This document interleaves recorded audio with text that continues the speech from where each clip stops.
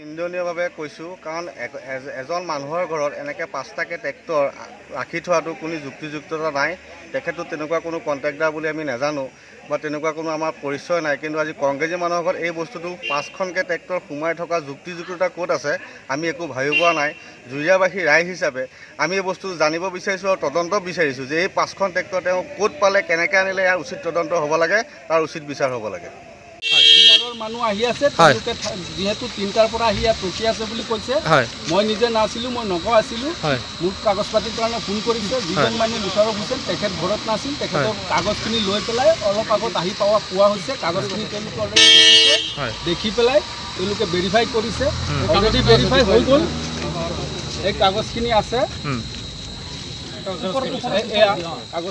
কাগজপত্ৰ দেখুৱাৰ পিছতো যদি আকৌ আৰু কি লৈ গ'ল যে এইবিলাক আপুনি কি ক'ব? কৈছোঁ যে আপোনালোকে ট্ৰেক্টৰখিনি নিব নালাগে, যিহেতু এটা গুদাম আৰু মোৰ এইটো, আৰু এই গুদামত মালখিনি থৈছে আৰু অৰিজিনেল কাগজ পাতি থকা স্বত্বেও আপোনালোকে নিব নালাগে। তেওঁলোকে কৈছে যে তেওঁলোকে আহিছে, তেওঁলোকে চিজ কৰিছে, গতিকে এতিয়া আইনৰ কথা তেওঁলোকে বোলে নিবই লাগে।